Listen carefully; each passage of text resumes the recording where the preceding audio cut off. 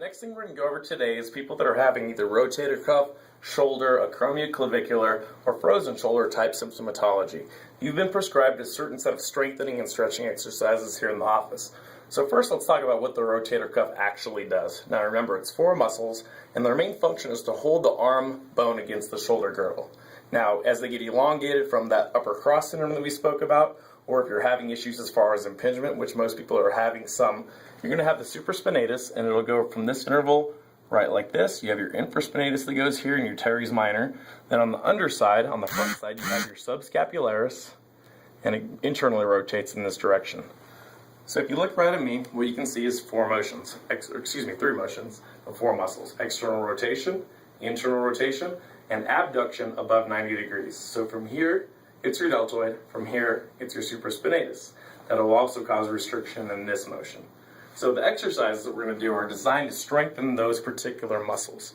So remember, the first thing we want to do is make sure that our shoulder girdle is opened up and we're moving the way that we're designed to move. So most of you have been prescribed the external rotation motion. So let's go over that really fast. So one key point here is that we're going to step away using the band like we did here in the office. Usually you're going to place a towel between your elbow and your body to keep your elbow tight and taut. So starting in this position, we're going to start with it against the body. A lot of people will try to be out here. Make sure you're starting against your body.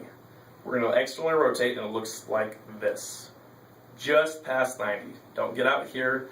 Don't be in this direction. You're going to be right like this, slow and controlled, and you're really focusing on the negative portion. So here and back. We're going to do about 15 reps like so. Very important.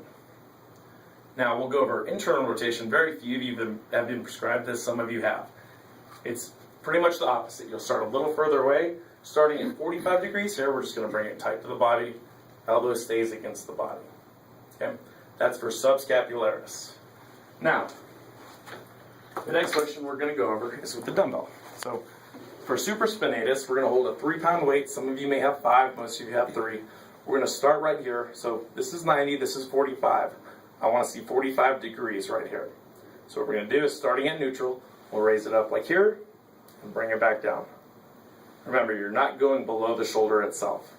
And we'll do 15 reps like that. Some of you have been told to keep your elbow in a little bit more like this. That's the motion. Very simple. You'll start to fatigue at 7 or 8 reps, and that's because that muscle's just not worked enough. Okay. The next motion we're going to go over is a reverse fly.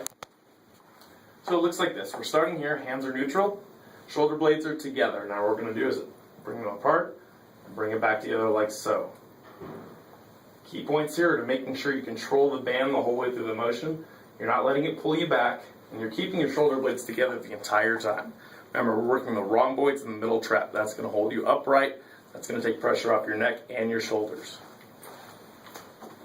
For a frozen shoulder, you may have been prescribed something called a wall crawl. Now remember, it looks like this. We're going to be perpendicular to the wall. Hands going to be here. Now we're doing the itsy bitsy spider or finger crawl up the wall like so. We're going to turn back to it, and we're going to let it come back down here.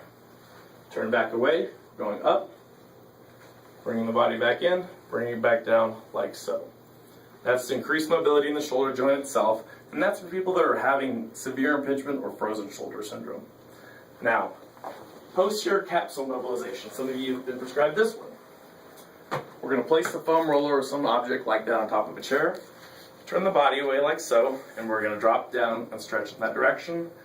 It's more of a ballistic movement. We're going to do 15 reps like so.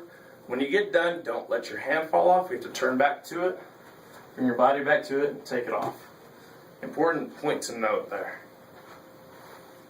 Alright, and then you've also had the pec minor stretch. We've gone over that in the stretching videos. I'll go over it one more time for you really quick. Remember, the leg is closest to the wall is going forward. Hand up 45, leaning in, really stretching that pec minor and pec major out, making sure we can open up and strengthen the posterior muscles. Those are our shoulder, and, one more exercise I want to see is for neck. Now, we don't have a lot of neck stretch or strengthening exercises. Remember, you're going to place some sort of object behind your back. For this one, I'm just going to use a water bottle. We've used tape in the office, things like that, just to make sure that you have enough distance between your body and the wall. So we're going to place it like this, right between the shoulder blades.